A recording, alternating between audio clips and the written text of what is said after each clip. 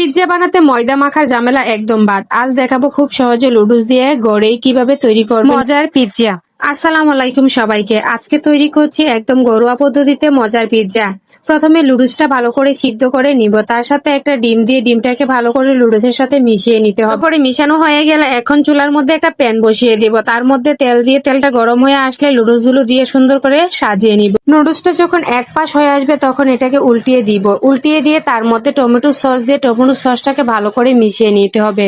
Tomato সসটা মিশানো হয়ে গেলে একটা নুডলসের মশলা উপর থেকে ছিটিয়ে দিয়ে দিব। পিৎজাটাকে ভালো করে সাজানোর জন্য কেটে রাখা কিছু টমেটোর স্লাইস দিয়ে ভালো করে সাজিয়ে নিব।